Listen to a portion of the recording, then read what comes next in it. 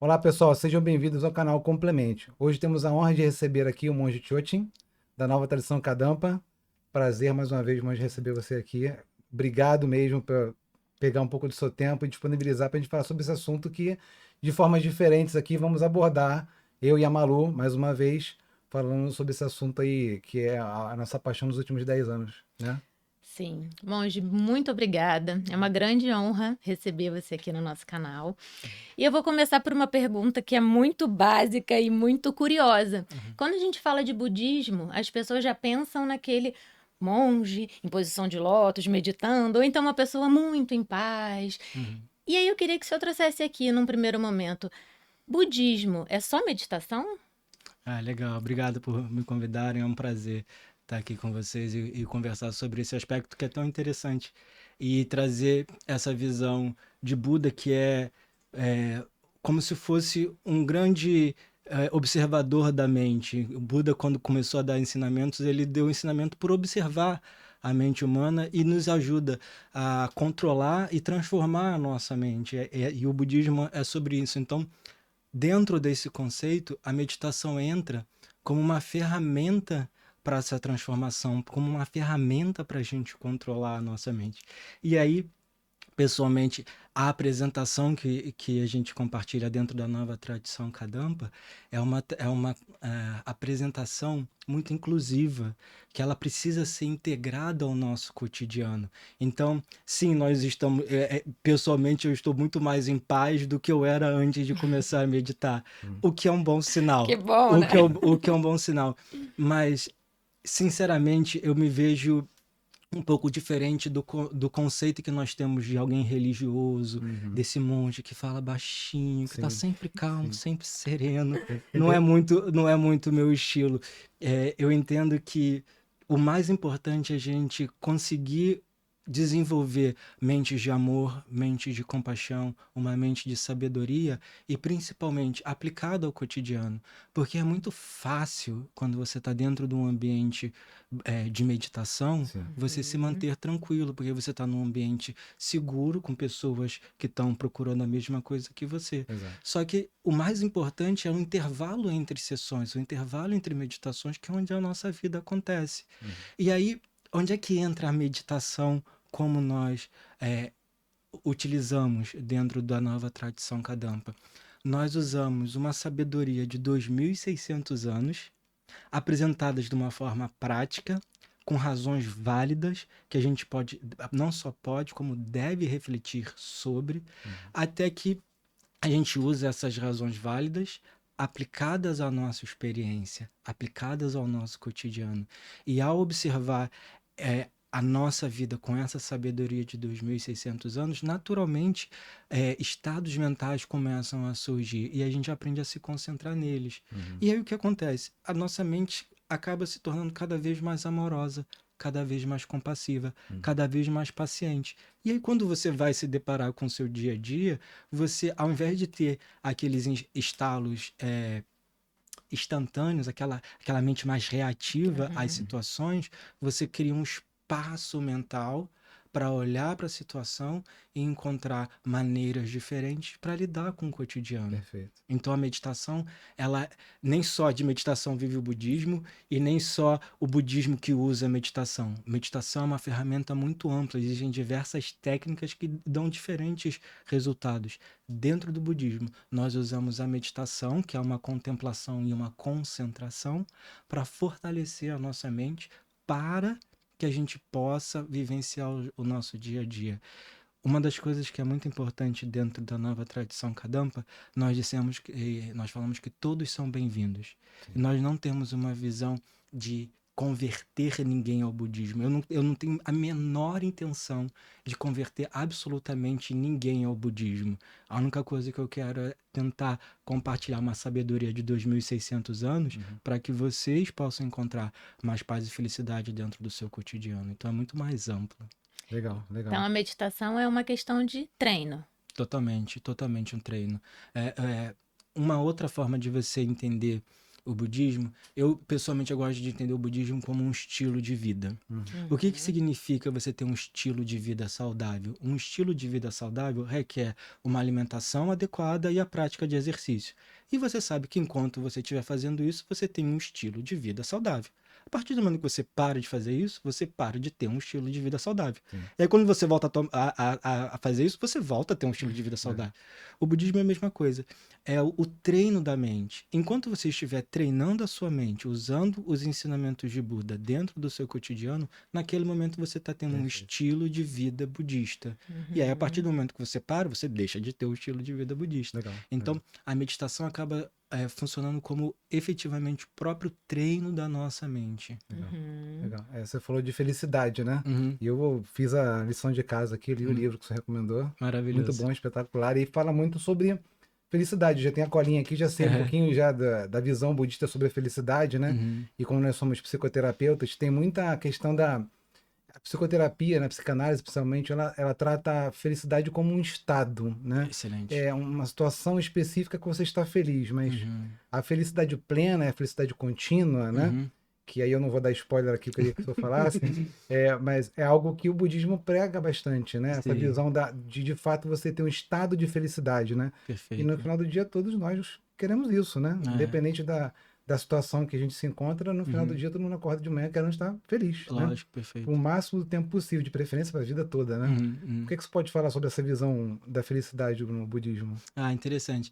O que a gente precisa entender é que todos nós, todos os seres vivos, não só os seres humanos, todos os seres vivos, se a gente for extrair uma essência de cada um de nós vamos chegar num ponto em comum a todos. Todos nós fazemos o que fazemos porque nós queremos ser felizes ou queremos nos libertar de algum tipo de sofrimento. Absolutamente tudo que a gente faz dentro do nosso dia a dia é para isso. Ou a gente está querendo ser feliz, então a gente toma uma série de atitudes, de formação, de buscar carreira, de buscar emprego, de estabelecer relacionamentos. Tudo que a gente faz, ele é movido para que a gente possa encontrar algum tipo de felicidade ou para que a gente possa evitar algum tipo de sofrimento. Eu gosto de desafiar os meus alunos, por favor, encontre alguma coisa que você fez na sua vida que não tem esses dois parâmetros como base. Você não vai conseguir encontrar. Então, entendendo isso, a gente precisa entender o que é felicidade. O que é efetivamente felicidade?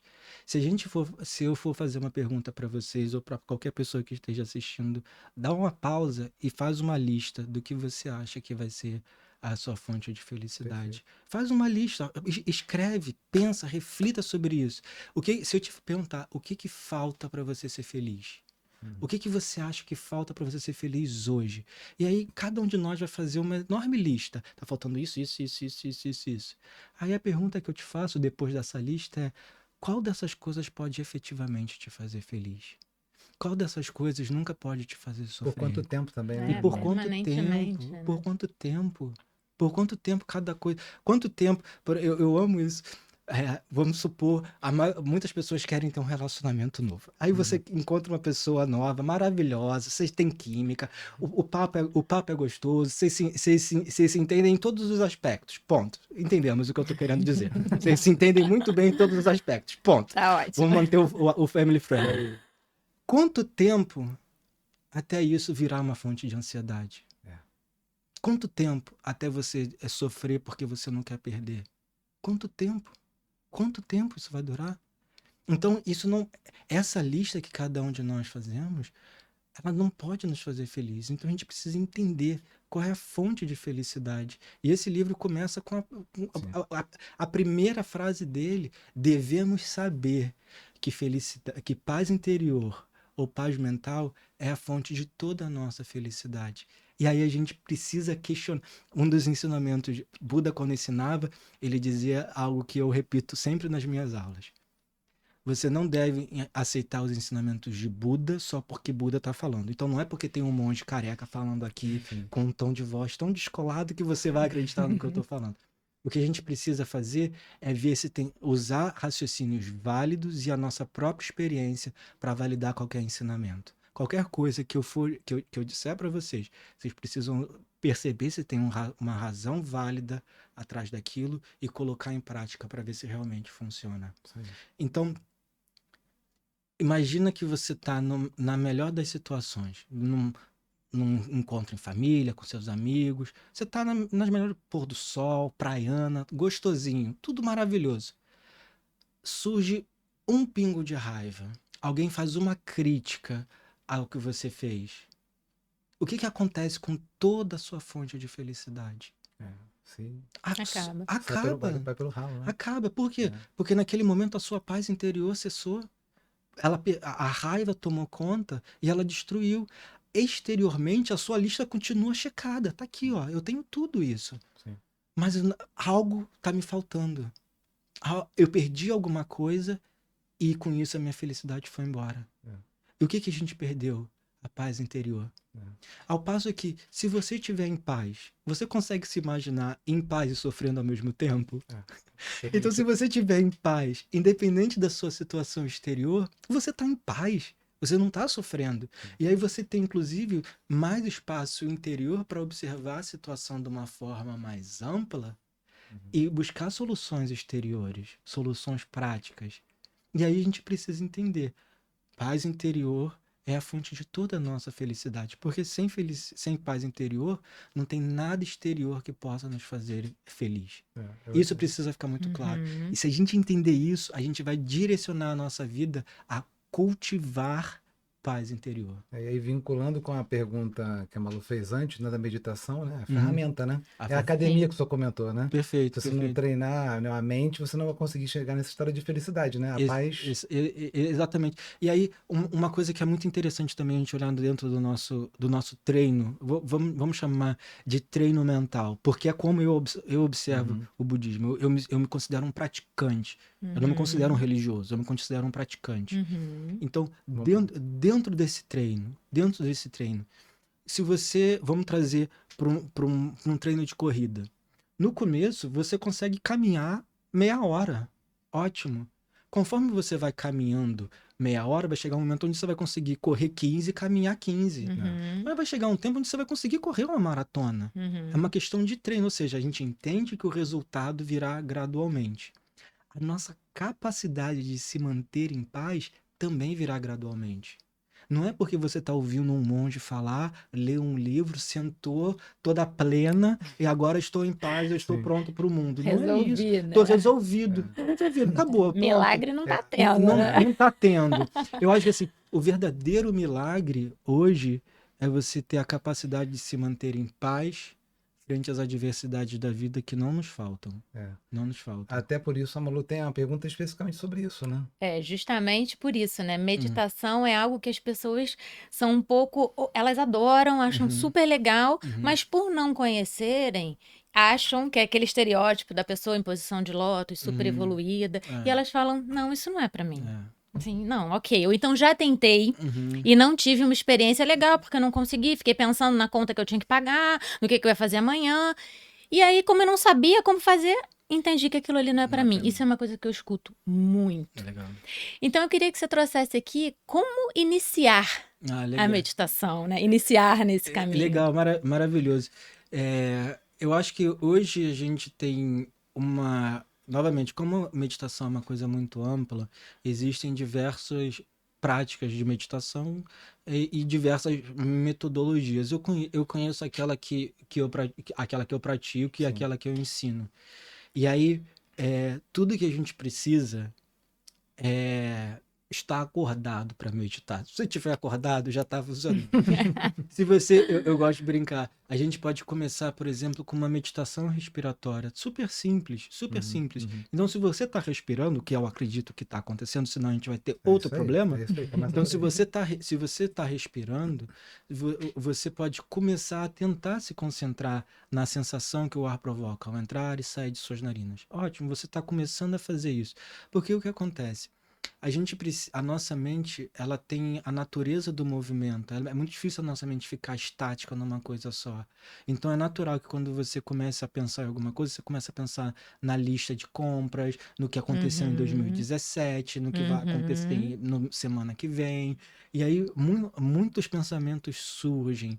E quando a gente usa a nossa respiração como uma âncora, como um norte para nossa atenção, a gente tem algo para a gente observar. Então, os pensamentos surgirão, é natural que as distrações elas vão continuar surgindo. Tudo que a gente precisa fazer é voltar a nossa atenção para a sensação que o ar provoca ao entrar e sair das nossas narinas e observar isso. Uma ferramenta muito boa é você encontrar um professor qualificado, uma pessoa que conduza a sua meditação.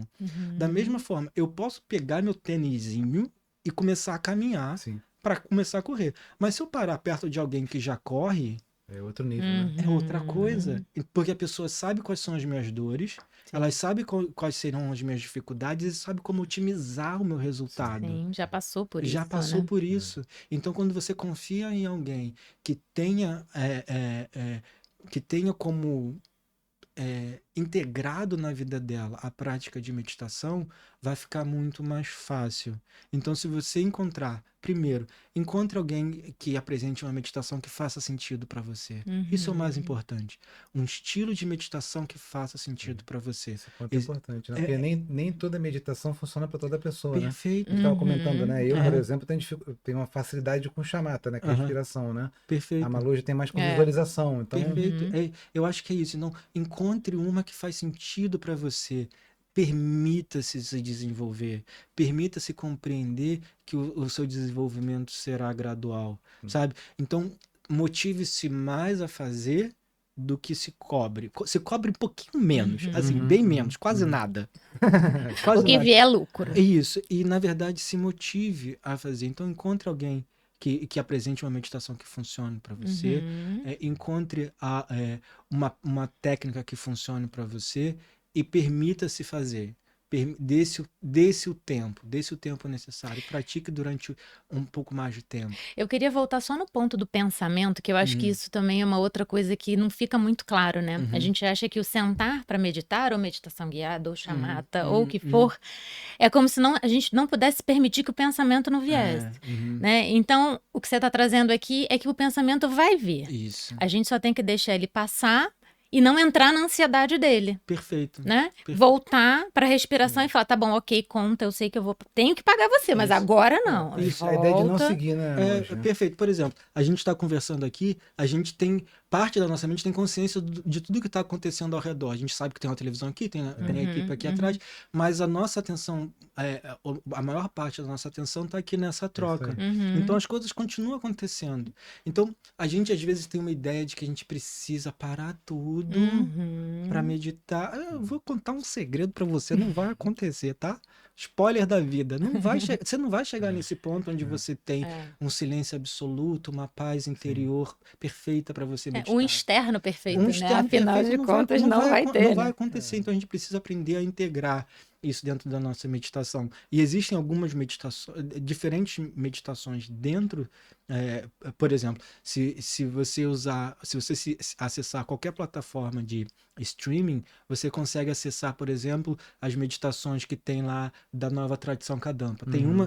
São 3 playlists diferentes. Uma te ensinando a meditar usando a sua própria respiração, inclusive uma recitação de mantra. Legal, vamos deixar aqui o link. A gente pode deixar aqui Excelente. no link. Legal. Uma outra, essa é a meditação chamada relaxamento, a playlist chamada relaxamento. A outra é meditações para ter um bom coração, o poder de cura de apreciar os outros. Maravilhoso. Onde a gente aprende a meditar.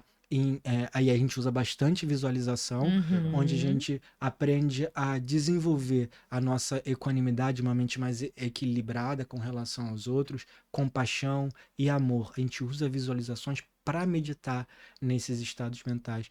E o terceiro, que é o meu favorito, é o ser de mente clara, encontre uma nova fonte de felicidade. Ou seja, aprender a Poxa. encontrar dentro da nossa mente a nossa verdadeira fonte E de não felicidade. externo, né, mãe? E não externo. Que aí, quando você resolver isso, pouco importa. Tem um tema que eu Pouco gosto importa. muito no budismo, que é a impermanência, mas isso aí, se a gente for nesse tema, a gente vai Não, acabar tão longe. Porque, né, a maravilhoso. felicidade, né, essa busca no externo de algo que vai te trazer a felicidade permanente não é possível porque ela é impermanente, né? Perfeito. Tudo vai quebrar, tudo vai quebrar, tudo vai Excelente. acabar, né? Então, Excelente. A gente é a mesma coisa se você tá querendo tomar uma sopa e usar o garfo e falar que o garfo não funciona. Você tá usando a ferramenta errada. A gente quer ser feliz o tempo todo e não quer experienciar sofrimento. E a gente tá depositando a nossa felicidade em coisas exteriores que não são duradouras. Não duram por um segundo. Elas não permanecem iguais por um segundo. Elas estão o tempo todo se fazendo, se desfazendo. se a gente for a física quântica, engenheiro falando Isso, aqui, amo. olha, né? Aí a gente vai falar que em nível molecular tudo está mudando, né? Exatamente. Por exemplo, a gente acha que isso aqui é muito físico. Isso aqui sou eu. É. Se a gente fizer um exame de sangue Muda toda no hora. começo dessa conversa e outro no final, vai dar diferente. Sim. Ou seja, Sim. porque absolutamente nada nem no aspecto físico da coisa permanece por um instante. Então por que se agarrar tanto? E acho que as pessoas têm um pouco dessa ilusão da permanência no sentido de eu tenho uma pessoa, como você falou, né? Ai, que bom, encontrei uma pessoa que é a pessoa da minha vida e tal. E aí tem aquela sensação de que aquela relação vai durar e se apega, né? Naquela relação sem entender que a qualquer momento tudo Perfeito. pode mudar, né? Perfeito. E aí sofre, porque a coisa muda, né? Então a gente tá construindo a nossa felicidade em castelinhos de areia na beira do mar. E aí chora quando o mar sobe. Vou te contar um segredo, o mar vai subir todo É dia. a maré, né? A maré condição sobe. de morar na Terra. Exatamente. Bem-vindo à vida, né? Bem-vindo à É vida. isso. Então, se você depositar a sua fonte de felicidade em coisas exteriores, o resultado vai ser o que você. Não precisa vir um monge te dizer o que é. Às vezes a gente precisa lembrar. A gente precisa lembrar. E nessa questão de lembrar a nossa existência humana no planeta Terra, onde tem a maré e tudo mais, né? Vamos falar um pouquinho de Sansara, né? Que para as pessoas que estão vendo a gente talvez seja algo diferente, né? Mas em termos psicanalíticos, né? A gente fala muito dessa questão do sofrimento, né? Das pessoas, tirar as pessoas, né? Clinicamente a gente está sempre recebendo pessoas sofrendo, né? Ninguém vai numa sessão de psicoterapia. Tô benzão. Tô benzão aqui, tô querendo que você me ajude. Tranquilo, tô Ótimo. tranquilo, eu vim aqui só porque eu tô com o tempo sobrando, né? Isso. E esse sofrimento que a gente vive, né? A psicanálise fala muito Freud falava muito do mal-estar na civilização, né? E botava uma certa culpa aí nas causas e condições que a civilização nos colocam, né? Tá. A gente tá vindo pra cá, a gente pegou o trânsito, né? E aí tá brincando, né? O senhor, né? Ah, trânsito, né? Um professor, né? Pegar pra direita, pegar pra esquerda, a pessoa faz uma barbeiragem. Então esse Sansara, né? Esse ciclo, de uma certa forma, finito, né? De sofrimento, né? Eu acho que é isso, né? Que o budismo quer trazer no termo Sansara. Tô falando alguma besteira aqui? Não totalmente. Só me corrige, né? Não, porque assim, eu gosto muito de usar os termos, alguns termos específicos, por exemplo, entender o que é o samsara. O samsara, na verdade, de uma forma simples de entender, é a experiência de vida para uma mente contaminada. Contaminada pelo quê? Contaminada por raiva, contaminada por apego ou desejo descontrolado e principalmente contaminada pela ignorância do agarramento em si. Isso é a definição, uma das definições válidas do que é o samsara. E o que aí você pergunta, mas tudo bem, mas o que isso quer dizer no meu dia a dia?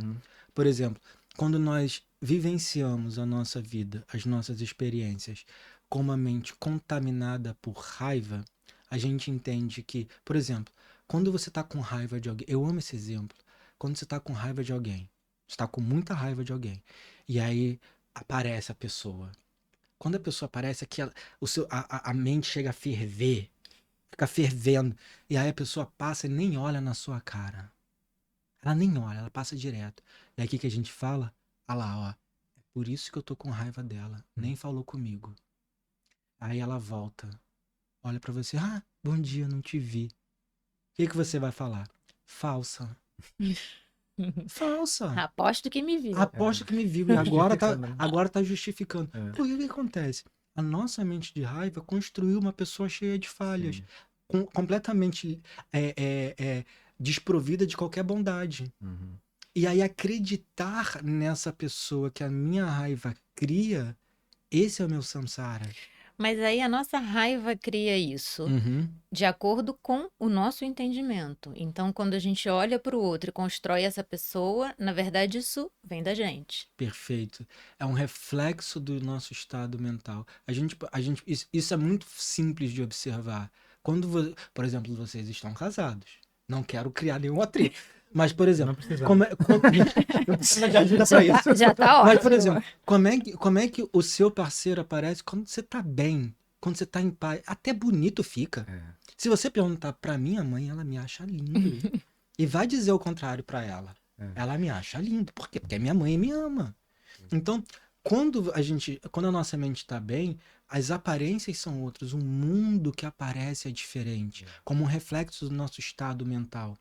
E aí, quando a nossa mente, por algum motivo, ela tá contaminada com uma poluição mesmo, uma poluição de raiva, de um desejo descontrolado, quando isso está manifesto, a coisa muda, a minha percepção muda. Fisicamente, as pessoas deixam de ser bonitas quando você está com raiva. Sim. E aí, voltando lá na primeira pergunta da Malu, da meditação, né? A ferramenta para uma comparação que algum mestre budista fez sobre a questão da água, da farinha, né? A nossa mente com uma água, com uma farinha, você mexe e a meditação faz com que decante, né? Essa sujeira mental, né? Perfeito. E aí, para você conseguir ter essa clareza, né? Mais uma vez, a ferramenta é a meditação, né? Eu acho que aí entra a meditação num escopo bem amplo, porque existem, vamos chamar de 2 momentos da meditação. Tem a meditação que a gente chama de contemplação e a meditação que a gente chama de concentração. A meditação que a gente chama de contemplação é você usar os raciocínios lógicos apresentados por Buda, dentro desse caso, você usa aqueles ensinamentos para observar a sua experiência. Ou seja, por exemplo, eu estou falando para vocês que o nosso estado mental determina a forma como nós percebemos o nosso ambiente. E aí o que você vai fazer? Dentro do seu dia a dia, você vai observar o quanto a sua mente está agitada e o que está aparecendo para ela. E aí, quando a sua mente estiver mais tranquila, você vai observar uma certa diferença. E aí você vai ter uma experiência válida desse ensinamento. Perfeito. E aí, com essa experiência, isso é a contemplação. A gente senta para meditar. E aí, suscita os pensamentos. Deixa a coisa surgir. Aí, é por isso que a gente fala, a gente não para o pensamento. A gente usa. É como uma dança com a mente. Porque a mente tem movimento. A gente precisa saber fazer isso. Às vezes ela vai muito para a esquerda, né? Às vezes ela vai muito para a esquerda, às vezes vai muito para a direita, tem muitos problemas. Principalmente esquerda e direita hoje em dia é uma coisa que a gente não precisa nem entrar nesse quesito. Mas a nossa mente ela tem esse movimento. Então o que a gente precisa, o que a gente pode fazer com esse pequeno experimento no intervalo entre meditação, onde você viu que a coisa como aparece depende do seu estado mental, quando você estiver concentrado, você vai ver a coisa surgindo e você vai perceber, não é como está aparecendo. A coisa como aparece depende do meu estado mental. Perfeito. E aí o que acontece? A aparência deixa de ter tanta influência sobre a gente. Só que a gente precisa de tempo. Por exemplo, se eu pegar e sacudir esse corpo aqui, eu consigo agitar ele. Eu consigo aplicar uma força para essa água mexer. Mas eu não consigo aplicar uma força para ela parar. Para ela parar, eu preciso dar tempo. É isso aí. Então a gente precisa fazer a mesma coisa com a nossa mente. Muito boa analogia. E aí o que a gente precisa? A gente precisa parar de mexer a nossa mente de uma forma cada vez mais sutil. E como é que a gente faz isso? Desacreditando da aparência. Aí a aparência, ela vai continuar aparecendo, mas não vai mover a sua mente. Muito bom. E aí a sua mente vai decantar e você vai ver com clareza a verdadeira natureza da sua mente. Muito bom. E depois que você vê a natureza verdadeira da sua mente, você não vai querer outra coisa. E aí a felicidade começa, né? Começa o caminho da felicidade. Encontra, cara. Olha, eu vou te falar, não tem... A melhor chapação que você pode ter é encontrar a sua... aprender. Fica a dica, hein, pessoal? Fica a dica. Fica a dica. Não dá ressaca, você não vai levar madura, não vai ter problema nenhum. Não precisa plantar, você precisa cultivar. Mas você tá tudo dentro da tua mente. E é muito interessante porque todas as outras... ferramentas que a gente usa para ter estados mentais alternativos, a gente aprende a perceber Melhor, nós aprendemos a cultivar, a suscitar por força da concentração os estados mentais que a gente quer. Então é uma questão de treino também o estado mental, né? Para o positivo e para o negativo. Né? Quanto menos você tiver naquele estado negativo, mais você vai se desapegando, esquecendo daquilo. E aí eu acho que é muito interessante, porque o que acontece? Quando a gente começa a pensar em um afastamento dos estados mentais negativos, junto com isso veio uma ideia de não vou ligar, de não tô nem aí. Veio uma complacência, sabe? Você, não, então agora eu tô meditando, eu não vou me importar com essas coisas. Não, eu medito. Eu sou uma pessoa melhor. Isso é bem comum, irmãos. Eu sou uma pessoa muito... Eu medito agora, então agora tá tudo bem. Agora eu nunca mais encontrei a raiva dentro de mim. Nunca mais encontrei a raiva, vou abraçar a árvore, vou cavalgar o meu unicórnio. Não vai funcionar. Não é isso. É uma mente fortalecida. Quando você começa a ganhar o controle sobre a sua mente, você escolhe onde posicionar a sua mente. Entende? Sim. Hoje a gente parece que não tem escolha. Quando a gente fica com raiva, a gente fica com raiva. Agora imagina você começar a ficar com raiva. Por exemplo, eu escolho se eu seguro esse copo ou não. Eu não quero. Eu não quero. Eu gosto de usar muito o exemplo do ônibus errado. Eu cresci estudando em Madureira, aqui no Rio de Janeiro. Então eu pegava ônibus para ir para a escola e voltar. E aí, se você conhece o caminho, a partir do momento que você conhece o caminho e você tá sentado no ônibus, quando você olha pro lado, você fala assim, não era pra eu estar passando em Cascadura. Passei, né? O que eu tô fazendo aqui em Cascadura? Você vai falar assim, peguei o ônibus errado. E aí o que você faz? Você não fica, gente, não acredito que eu peguei o ônibus errado de novo. Ai, cara, que saco. Lá vou eu. Aí você vai até o ponto final. Aí você vai até o ponto final reclamando. Você puxa a cordinha e desce. Puxa a cordinha e desce.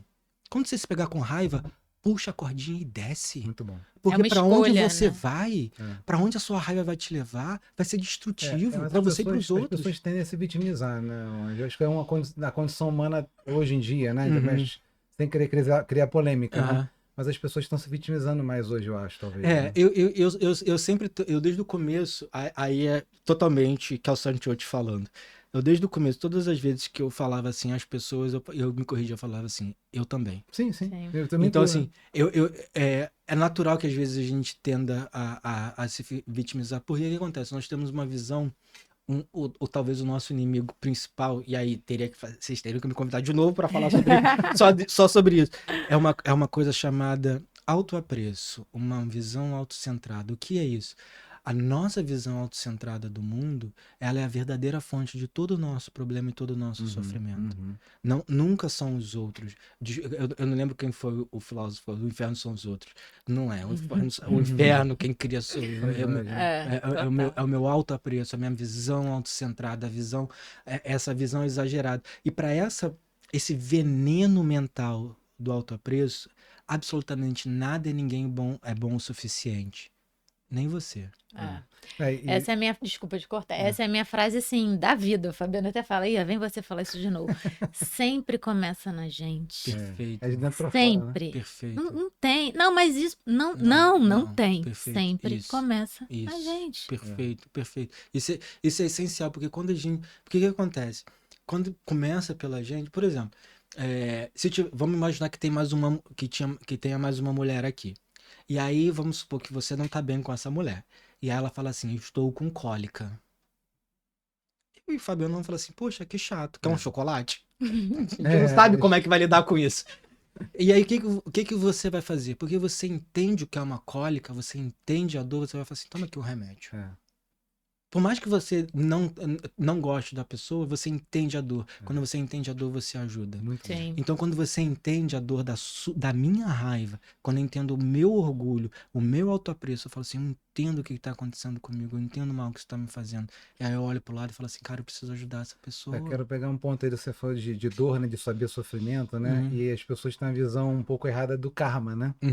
Acho que no cotidiano todo mundo fala, karma, né? Isso é meu karma. É meu karma, né? Como uma coisa só negativa, né? Como se fosse só o ex que é seu karma, né? Exatamente.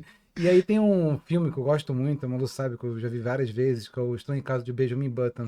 Legal, é maravilhoso. Que é espetáculo, tem uma passagem com a bailarina, ela fica se perguntando, né, o porquê que ela não tá andando, né? Pra quem não viu, fica a dica aí, tá com o Brad Pitt, inclusive. Dica de filme. Vou adorar. E ela fica deitada lá no hospital reclamando, né? Por que que ela passou por aquilo, né? Uhum. E o Benjamin, pra quem não sabe, não vou dar spoiler do filme, não, mas Acho que não tem mais spoiler. É igual o não spoiler tem. de Titanic, não É, tem não tem, spoiler. não tem. Tá bom, tá bom, tá bom. Todo mundo já sabe. Mas de qualquer forma, o Benjamin ele nasce velho e vai morrendo novo, né? Isso é bem legal, né? E aí ele vai tentando explicar o porquê que ela tá naquela condição, né? Uhum. Ah, o padeiro saiu mais tarde 5 minutos, e aí o pão ficou atrasado, e aí o taxista que ia comprar o pão não comprou Lembrei o pão, e agora. por isso. Aham. Ele criando todas essa Esse interconexão de pessoas e de situações Uhum. que se um microsegundo talvez não tivesse acontecido, aquele taxista não batia na bailarina e não deixava ela sem andar, que era Uhum. a razão da vida dela, né? Uhum. E ela Perfeito. perguntava, né? Poxa, que eu fiz, né, para merecer isso, né? Uhum. E eu queria que você falasse um pouquinho dessa visão do karma, né? Que as pessoas falam, poxa, né? Por que só as coisas ruins acontecem comigo? Ninguém, essa coisa boa aconteceu comigo, né? Ninguém para pra, né? Uhum. Ficar feliz e agradecer quando acontece uma coisa Aham. boa, né? Não, e mais do que isso, né? O karma como algo negativo, né? Isso, eu Essa acho que palavra esse é o ponto, karma esse é um Sempre ponto, negativo. esse é um tem ponto uma. importante. Porque, existem, aí eu não conheço de uma forma um pouco mais profunda. Algumas pessoas acham que o karma é uma coisa positiva e o karma é negativo e o dharma é positivo. Na verdade, dentro da apresentação budista, isso é uma interpretação equivocada. Uhum. Karma é uma lei, é uma lei física, é a mesma coisa que a gravidade. Se uma pessoa mazinha tropeçar, ela vai cair igual uma pessoa boazinha tropeçando. O karma é completamente amoral. Ele não julga ninguém. É uma relação de ação e efeito. E aí eu vou te falar, vou ser bem sincero. Essa foi o primeiro gancho dos ensinamentos de Buda para mim. Eu falei assim, putz, é isso que eu quero. Porque o que acontece? Quando você entende que absolutamente todas as suas experiências, boas e ruins, elas são meros efeitos das suas ações passadas. Porque felicidade e sofrimento não são exteriores. Felicidade e sofrimento são estados mentais. Felicidade e sofrimento são estados mentais. Então, uma sensação agradável é o que a gente chama de felicidade. Uma sensação desagradável a gente chama de sofrimento. São estados mentais. Se são estados mentais, a causa não pode ser exterior. Precisa ser interior. Então, quando a gente entende que essa sensação agradável é um efeito de ações virtuosas e que a sensação desagradável é um efeito de ações não virtuosas, a gente entende como causa e efeito. Se eu não quero mais ter experiências de sofrimento, eu preciso parar de tomar ações prejudiciais. E se eu quero ter experiências de felicidade, eu preciso passar a cultivar ações virtuosas. E aí, uma ressalva essencial. Não estamos falando de recompensa e punição. Não existe um Castigo, né? não existe É uma É autorresponsabilidade, né? perfeito. É uma Perfeito, é isso, é uma autorresponsabilidade. autorresponsabilidade. Porque não tem uma entidade falando assim, o Jorge, ó, vacilou de novo, vou punir o Jorge. O Jorge tem nada a ver com isso, entende? Agora, a partir do momento que eu entendo que as minhas experiências são fruto das minhas ações, das duas, uma. Ou eu tô certo ou eu tô errado. Isso que eu tô falando. Mas às vezes, monge, as pessoas não conseguem ter essa clareza, até por isso que no filme é legal, né? Que ele mostra, mesmo sem a bailarina saber, tiveram situações, ações que geraram aquelas reações. Perfeito. Né? Eu tenho essa teia de ações, ela é muito bonita de ver. Só que, novamente, o que a gente precisa saber, assim, como é que eu trago isso pro meu dia a dia? Então, tem Buda está dizendo, todas as suas experiências são fruto das suas ações. Ponto. Ótimo. E aí o que acontece? Traz para o dia a dia. E aí o que acontece? Se você vamos supor que são duas possibilidades. Ou isso está certo ou isso está errado. Se tiver errado e você ainda assim seguir, botar isso em prática, o que vai acontecer? Quando as coisas ruins acontecerem na sua vida, você vai entender. Isso é uma manifestação do meu karma, eu preciso agir de uma forma diferente. E aí o que a sua mente vai acontecer? Ela vai ficar protegida do sofrimento. Perfeito. Porque você vai usar aquela situação para aprimorar as suas boas qualidades. Se preparar para a próxima. Né? Se preparar para a próxima. E aí, o que acontece? Você naturalmente vai começar a tomar atitudes mais benéficas para você e para as pessoas ao seu redor. você acha que vai acontecer com a tua vida? Que vai piorar ou vai melhorar? Lógico. Se você começa a assumir a responsabilidade. E aí o que acontece? Naturalmente, as suas relações vão melhorar porque você está mudando. Você tá vivenciando a sua vida com esse parâmetro. Calma aí, eu não posso prejudicar os outros porque eu não quero mais sofrer. Eu preciso ajudar os outros porque eu quero experienciar a felicidade. É isso, é causa e efeito. Se eu não quero que esse copo caia, eu não posso botar na beirada porque vai cair.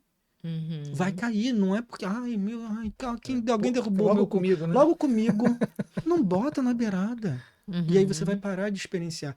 E aí quando as coisas acontecerem na nossa vida, porque vão continuar acontecendo, você vai ter uma maturidade maior. Porque o que acontece? Um exemplo que eu gosto. Se você chega para uma criança, a criança de 15 anos, que pega e fala para você assim: eu nunca mais vou amar na minha vida porque minha namorada terminou comigo. Ih, tá passando por isso. Hein? Exatamente. 13 anos. Imagina, 13 anos. Imagina, 13 anos ele pega e fala assim: nunca mais vou amar porque minha namorada me largou. Chega a ser engraçado. Por quê? Porque eu já passei dos 20, vamos deixar nesse momento. Eu passei dos 20. Então, eu sei que dentro do escopo da minha vida, num escopo de tempo maior, as situações que aconteceram quando eu tinha 15 anos não tem tanta importância assim. Porque aí quando você vê uma criança de 13, 15 anos, você consegue ver o escopo de vida dela um pouco mais amplo e você entende a dor, mas sabe que não pesa tanto quanto parece. Perfeito. Quando você entende o karma, você entende que dói, mas não pesa tanto quanto parece, porque você está ampliando o seu escopo da sua própria existência. Você não está resumindo aquele problema. Por exemplo, eu amo isso também. Você passou alguma raiva em setembro de 2019? Olha, bem provavelmente A resposta é sim. Porque quando é que foi a última vez que você passou um mês sem passar uma raiva? A pergunta que eu te faço: o que aconteceu em setembro de 2019? A gente nem lembra mais. Não tem a menor importância. Então, por quanto tempo até agosto de 2022 virar uma mera lembrança? Então, por que botar tanto peso agora? Ou ficar vivendo no passado também, né? Às Exatamente. vezes a gente também fica lembrando do setembro de 2019. Mas a gente não consegue. E a gente precisa botar muita energia para lembrar, porque a gente vai esquecendo dos detalhes. A gente tem uma coisa como um todo, mas não lembra dos detalhes. E aí a gente tem que realmente botar a gente tem que fazer um esforço mental para pesar de novo, porque naturalmente vai se dissolver no escopo do tempo. O karma, ele dá muito isso também, ele amplia a nossa existência. E você não fica tão apegada à coisa como está aparecendo naquele momento. Você sabe que você tem um rumo para mudar. Você pode reagir diferente. Pegando um carioquês, que só tem 3 cariocas aqui, não é entubar, né? Não. Não, é assim, não tem jeito, tem que entubar isso tá acontecendo comigo. Não. Até porque o entubar é de fora para dentro, né? E a gente tá falando muito dessa coisa do de dentro para fora, né? Excelente. Muito Malu, do excelente. sentir, muito do você ir aprendendo com as coisas que vão acontecendo. Conhecer como a sua mente reage às suas experiências. Isso que é essencial. Como a minha mente tem reagido às minhas experiências. E aí, eu tenho alguma escolha? Eu posso fazer alguma coisa diferente? Entender isso é essencial para nos libertarmos do sofrimento. Sim. E aí, pegando um gancho do sentir, né? Eu já vi alguns líderes budistas falando da mente e botando a mão no coração. Sim. Né? E isso é muito interessante, porque bonito. onde está a mente, né? Para o budismo. Excelente. Talvez esse seja um dos aspectos mais bonitos. Se a gente perguntar o que é a mente, a gente vai ter uma dificuldade. Tanto é que existem diferentes escolas que estão tentando entender. Nós tendemos a muitas pessoas, muitas escolas tendem a apontar para o cérebro. Só que a gente precisa entender que o cérebro faz parte do corpo. E corpo e mente são entidades diferentes, têm naturezas diferentes. Por exemplo, você pode estar com o corpo parado e com a mente agitada. Você pode estar com o corpo aqui, se você parar um pouquinho e começar a pensar na sua casa, sua mente vai para sua casa. É muito comum, né? No sonho, por exemplo, o sonho. Então, o que acontece? A gente precisa entender que o cérebro não é a nossa mente. O cérebro é parte do nosso corpo, que é uma entidade diferente da nossa mente. Eles estão conectados. Corpo e mente estão conectados. Mas a nossa mente raiz da onde surge todas as nossas experiências, Buda ensina, e aí novamente, é muito mais fácil ter uma experiência disso do que parece. A gente consegue perceber que a nossa mente está no chakra do nosso coração. O chakra do nosso coração, ele é uma roda canal de energia que percorre, tem um canal central que percorre o nosso corpo, bem pelo meio dele, e na altura do peito tem uma roda canal de energia chamada chakra do coração, e a nossa mente raiz, ela se reúne ali, toda a nossa atividade mental, ela surge dali e ela se dissolve ali. E a gente pode fazer meditações maravilhosas, Ai, já né? quero. Nossa, maravilhosa. Mas aí, Nos próximos finais de semana lá no centro. a gente Tô vai, lá. a gente vai. E pegando essa questão da mente, né? Uhum. Que não está vinculada ao corpo, né? Uhum. E aí tem várias escolas que falam, não, quando você sonha, né? Ou sua mente vai para algum lugar. Uhum. O que o budismo diz sobre isso, já que a mente não está vinculada ao corpo? É interessante. Quando a gente fala assim, a gente percebe o mundo do sonho, eu acho que talvez. Vamos deixar aqui que a gente cresceu nos anos 80 e a gente viu aquela história sem fim. Já falou sua idade, né? Entendeu? Eu tô com quase 40, tô chegando no 40, tô chegando bem. Então, não é que a nossa mente vai viajar para um outro plano. Pode ser que seja, eu não sei. Ninguém Sinceramente, sabe. eu não vou entrar. Só que tem uma aparência diferente surge para Perfeito. nossa mente. Então, aparências mais sutis. E olha que interessante, a gente olha para esse corpo e para essa mente e fala assim: isso aqui sou eu, isso aqui sou eu. Por que no sonho é diferente? Por que no sonho muitas vezes nós temos corpos diferentes e você olha e fala assim: isso aqui sou eu? Porque esse próprio eu é uma mera imputação da mente. Buda diz que devemos saber que todas as coisas são como um sonho. O que ele quer dizer com isso? Ele quer dizer que todas as coisas são meras aparências para a mente. Uma mente em paz, uma mente pura vai perceber um mundo puro. Uma mente impura vai perceber um mundo impuro. Então a diferença entre samsara e nirvana está na qualidade da mente. Samsara e nirvana não são lugares diferentes. Nirvana não é a banda, não, tá? Não, galera? não é banda. É boa. Por sinal é muito boa. Também, Por sinal é muito boa. Inclusive, principalmente o acústico. Mas isso não quer dizer... Então, nirvana e samsara, eles são experiências diferentes para a mesma mente, não são lugares, sabe? Então, quando eu vou pro samsara, eu vou pro nirvana, não existe Você isso. está, né? Você está experienciando isso. Uma mente cada vez mais pura está cada vez mais próxima dessa experiência. Sim. Nirvana. Uma das explicações é cessação do sofrimento, verdadeiras cessações. A cessação definitiva do sofrimento e das suas causas. Isso é uma maneira de entender o Nirvana. E a gente continua tendo as nossas experiências diárias, mas sem a mente ser influenciada pelos estados mentais negativos. Perfeito. Você tinha aquela perguntinha bem legal que eu fiz, eu vou deixar você fazer, porque se eu fizer, a gente vai terminar hoje aqui. Quer fazer? Qual? Aquela do... É bonzinho, não é bonzinho? Essa é ótima! Amo.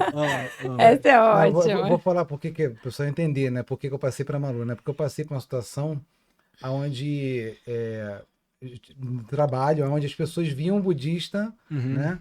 Para quem não sabe, eu sou budista, né? Praticante. E aí eu passei por uma situação onde todo mundo no trabalho me via, não, é bonzinho, né? Ele pode fazer o que quiser, né? Então, acho que é um pouco nisso que você queria perguntar, né, amor?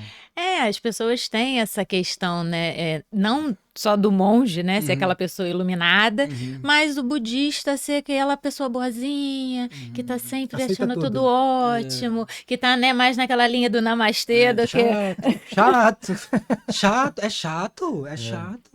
Sabe que tá tudo... Não, gente, tá tudo bem. Não é isso. Ser budista... É aquela alegria forçada, aquela paz forçada, né? Aquela Não, coisa que não é real, na É verdade. chato. E não convence ninguém, nem a pessoa. Então, o que acontece? Ser budista e ser bonzinho, como é que um budista... Por exemplo... É uma linha tênue, né? Mais ou menos. Porque assim, por exemplo, teve... Assim que eu voltei pro Rio, uma pessoa perguntou assim, monge... Ela estava falando sobre paciência, a importância de cultivar paciência. Ela botou, monge, então me diz uma coisa. Se dá 10h30 da noite, a minha vizinha tá fazendo um barulho danado, o que eu faço nesse momento? Eu falei, você liga pra polícia. Liga pra polícia. Toma as atitudes. Só que você pode ligar pra polícia de duas maneiras. Com raiva, ou com paciência. O formato, né, que você vai Entende? tomar ação, né? Então, assim, definitivamente, todos nós precisamos ter um bom coração. Um bom coração é a maneira prática de beneficiar os outros. Cara, isso aqui daria outro podcast, o poder de um bom coração. Um bom coração é a maneira prática de ajudar os outros, porque a gente olha para dentro, a gente aprimora as nossas qualidades interiores e coloca essas qualidades interiores em prol dos outros. Ponto. Aí você tem clareza, praticidade para ajudar. E como é que a gente faz isso? Depende. A forma como nós manifestamos o nosso amor, a forma como nós manifestamos a nossa compaixão, ela depende da conexão kármica que você tem com aquela pessoa, do desejo da pessoa, da situação, do momento. Então existe, por exemplo, uma mãe que tá vendo o filho correr com a tesoura. Você fala assim: ô querido filho, por favor, não faças isso, pois machucará-te. Não faz sentido. Estão me chamando karma, né? Não, deixa ele lá. Dissolve na vacuidade. Chato, não funciona. Você tem que chamar pelo nome. É Kelson Chote, para! Aí você sabe, é nome e sobrenome pra parar. Mas da onde está surgindo isso? Da onde surge isso? As nossas ações, elas estão surgindo de uma mente de compaixão e amor ou de uma mente de raiva? Eu sempre digo isso. Nós precisamos, quando você está num relacionamento, e aí um relacionamento na forma ampla, profissional, familiar, o que for. Então você está assim, num relacionamento com alguém e tem algo te incomodando. E você é um praticante budista. O que você faz? Você fala o que está te incomodando. Você fala assim: olha, por favor, esse tipo de ação não está bacana. Podemos mudar? Por que acontece? Ou você fala quando você tem paciência e amor, ou você fala no segundo que você perde. Assim que você perder sua paciência, você vai falar. A mesma coisa que você poderia ter falado 2 minutos antes, enquanto você estava com paciência. Nós somos pais, né? A gente usa muito a gente escuta muito esse termo no budismo da ira compassiva, né? Você tem que chegar e falar para a criança, né? Para não fazer aquela besteira. Isso. E aí você tem que fazer de uma forma compassiva, mas ser enérgico, né? Sim, acho que é isso, né? Eu acho, para mim, a chave para você ser capaz de se posicionar em qualquer ambiente, em qualquer situação, é diretamente relacionado com a sua capacidade de manter a sua mente em paz. Uma mente compassiva e amorosa. Porque qual é a natureza da mente de compaixão? A natureza da mente de compaixão é uma mente que entende o sofrimento alheio e deseja proteger aquele ser daquele sofrimento. Eu vou fazer alguma coisa para proteger. A natureza da mente de amor é assim: essa pessoa precisa ser feliz, eu vou fazer alguma coisa para ela ser feliz. Então, se você entende que aquele comportamento está prejudicando ele e outras pessoas, você pega e fala: por amor e compaixão, por favor, pare. Perfeito. Pare de agir dessa maneira. Ou então, se você tem uma equipe que você está gerindo e você precisa bater meta. Você precisa bater meta. Gente, vocês precisam se concentrar no trabalho. Me identifiquei nessa, hein? É isso. Vocês precisam se concentrar no trabalho. Vocês precisam se concentrar no trabalho, porque o trabalho de vocês está afetando a equipe como um todo. Sim. E aí, se tem alguém que não está funcionando dentro da equipe, você tem que chamar a pessoa e falar assim: olha, o seu trabalho está afetando a equipe. Ou você melhora o seu trabalho, ou você vai ter que sair da equipe. Mas você precisa fazer isso com amor. Você não precisa fazer isso com raiva. Você não precisa fazer isso com intolerância. Você pode fazer isso com amor. Até porque essa raiva e essa intolerância, na verdade, vão fazer mal pra você. Perfeito, excelente. Malu. Então é isso, de novo. Ele vem você com essa frase. É isso. Tudo começa na gente. Perfeito. Não perfeito. tem. E é exatamente isso. Aonde começa? Porque, como é que, por exemplo, se tem alguém se afogando, adianta pular alguém que não sabe nadar na água? Não, vão ser 2 se afogando. Então, alguém que está caindo, alguém que está se afogando, não pode ajudar alguém que está se afogando. Então, o que a gente precisa fazer? Nós precisamos, nós mesmos, aprendermos a nadar nesse oceano de sofrimento. Para sair dele. Agora, vou entrar num tema que daria também outro podcast, tá? Que é vacuidade. Isso aí é profundo, né? É para fechar com chave de ouro. Não, porque na psicanálise a gente fala muito de como a pessoa percebe, né? Perfeito. Eu acho que tem um match com o budismo nessa visão aí, assim, porque né, eu percebo a vida de uma forma, o Malu percebe a vida na toa que é complemento, né?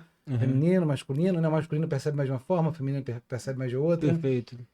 E a visão do budismo da vacuidade é espetacular, né? Porque a ideia é o seguinte, é não perceber, né? Fazer com que a coisa meio que desintegre, né? Ou seja, você falou do eu, né? Por que é isso? Isso é a minha visão do Fabiano, né? Isso. Queria que você falasse um pouquinho para a galera que tá vendo aí o que é esse conceito de vacuidade, né? Dissolver. Tá. Então, vacuidade é a verdadeira natureza das coisas. Vacuidade não é uma invenção budista, não é um dogma budista, não é uma lei budista. Na verdade, não existe nenhum dogma budista, nenhuma lei budista. Existem observações de uma mente onisciente que está revelando, olha, faz isso. Uhum. Então, o que Buda diz é que as coisas, hoje, quando nós percebemos, por exemplo, quando você pensa, Fabiano, quando você pensa Malu, quando você pensa que é o Sanchuti, todas as coisas, o seu eu, o seu ambiente, os seres que existem para você, nós acreditamos que eles existem independente da nossa mente. É como se a nossa mente estivesse percebendo coisas exteriores a ela. E essas coisas existem em si, independente da mente. Então, por exemplo, as coisas já estavam ali e eu agora estou percebendo uma coisa que já existia ali. Só que a gente não consegue. O que Buda está dizendo é que as coisas, como aparecem para nossa mente, elas estão diretamente relacionadas à nossa mente. Então é a nossa mente que faz surgir, não a coisa em si, a coisa como é percebida pela nossa mente. Os fenômenos, eles existem, mas como um mero nome. Por exemplo, se eu falar para você, aponta para o microfone. Aponta para o microfone. Você vai apontar para cá. Fala assim, não, isso aqui é só a almofadinha. Não, então isso aqui é só o parafuso. Rodinha. Isso aqui é só o cabo. Isso aqui é só a molécula, né? É só a molécula. Então você não consegue encontrar alguma coisa em si que você possa chamar Muito bom. de microfone. Aí o que você entende? Quando você fala dissolver na vacuidade, é você perceber essa imagem que aparece e perceber que ela não é outro senão um mero nome. Existe um nome que isso aqui a gente pode chamar de microfone, isso aqui a gente não pode chamar de microfone, porque isso aqui não tem a base e não cumpre a função de um microfone. Isso tem a base e cumpre a função de microfone. Ótimo. Então a vacuidade entende que embora ele apareça, ele é um mero nome, que não existe além do nome. Fora do rótulo, para além do rótulo, a coisa não existe. Os índios, quando chegou Pedro Álvares Cabral, dizem, né, os historiadores, que eles não conseguiam, de fato, perceber as embarcações chegando, porque para eles aquilo é tão surreal, né? Então eles já trabalhavam os conceitos da vacuidade. Não, é isso, e aí entender que as coisas como aparecem para nossa mente estão diretamente relacionadas para nossa mente. E aí eu acho que isso para mim foi o ponto que me encantou no budismo. O que eu mais gosto no budismo é como ele compreende e explica a mente humana. Então, entender que as coisas como aparecem, elas dependem da minha mente. E se eu quero ter um mundo diferente, eu quero um mundo em paz. Eu quero ter um mundo em paz, eu quero viver num mundo melhor. E para onde é que eu começo? Começo na minha mente. Começo mudando a mente. Porque na mudança da minha mente eu mudo o meu mundo. É isso. Entende? Nossos pensamentos, né, mudam o nosso mundo, Perfeito. né? Eles moldam o nosso mundo. Tem uma frase que diz: todas as coisas que vejo ou percebo, elas são enganosas, criadas por mentes equivocadas.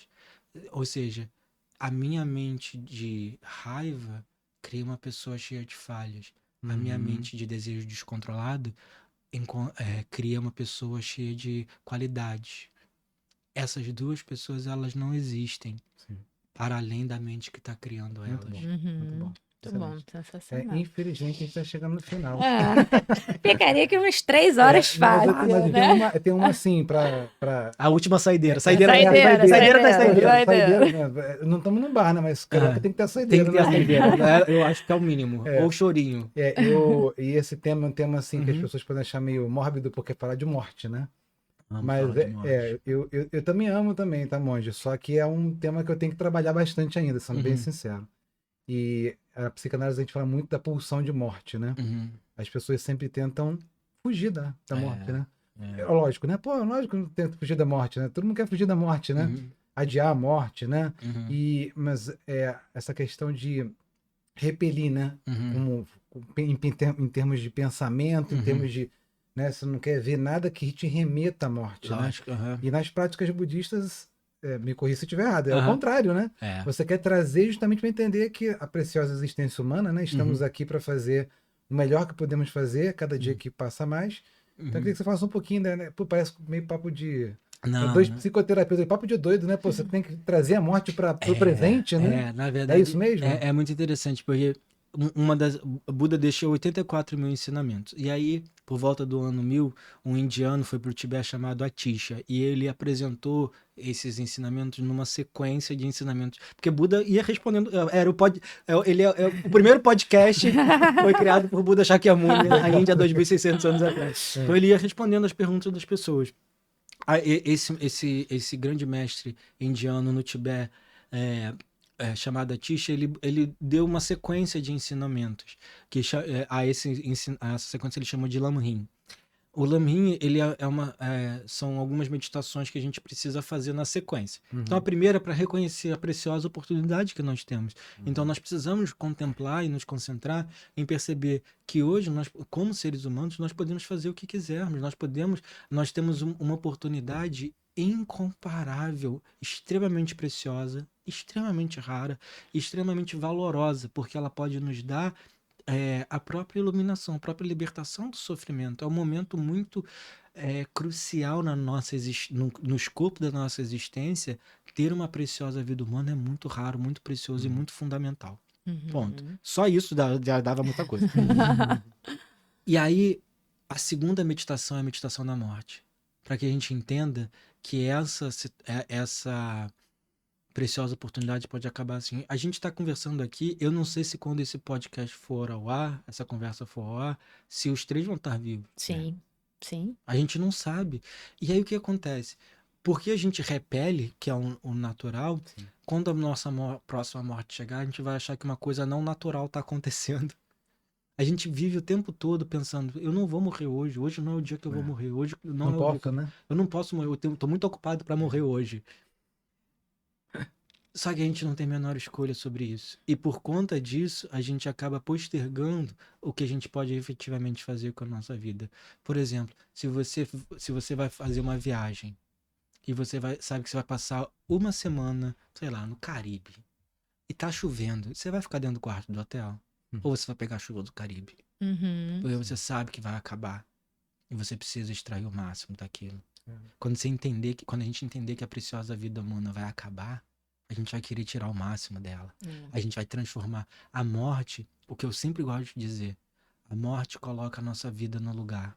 Sim. A morte, a nossa consciência sobre a nossa mortalidade nos faz dar valor àquilo que realmente tem valor. Perfeito. Eu sei disso, como a gente estava conversando na prática, né? Exatamente. Depois de um coma, de uma experiência de quase morte, quando você volta, é como se é uma nova vida, né? Exatamente. Porque você vê como aquilo é possível. Perfeito. Mesmo, né? Excelente, maravilhoso. Então é aquele despertar, né? Eu falo que foi a pior, mas a melhor coisa que aconteceu na minha vida, porque me trouxe justamente isso. E eu acho que aqui na nossa sociedade a gente tem um tabu, né? De fala de morte, não. Bate, fala. E, na verdade, isso é o certo, né? Vamos passar meditar na morte salva pela vida. morte e a qualquer momento podemos, né? Então... Vou pegar mais um filme. Eu não lembro o nome em português, é In Time, é com Justin Timberlake, só cara bom, tá vendo? Brad Pitt, Justin Timberlake, que é In Time. E ele, não sei se você já viu Já. Que todo mundo nasce com um cronômetro, né? De tempo de vida que vai ter, né? Porque, assim, ele compra o tempo. Né? Ele compra o tempo, né? Então, assim, se a gente soubesse, talvez, quanto tempo a gente tivesse de vida, a gente dava mais esse valor, talvez, né, pra nossa vida, né? Exatamente. Só que eu acho que, assim, é ainda melhor, porque a gente não sabe quanto tempo tem. Então, a gente não sabe, a gente não pode desperdiçar. É por isso que a gente precisa trazer essa consciência da nossa mortalidade, para que a gente possa... tudo no budismo é assim, razões válidas e experiências. Você acabou de relatar a sua experiência pessoal. E a razão válida é assim, todo mundo que nasceu vai morrer. Todo mundo que estava vivo há 200 anos já morreu. Seria eu o único que vou sobreviver à morte? Não vou. Então a morte é certíssima. Então, a morte é certa. Ela, né? Isso. Morte é certa. A morte é certa.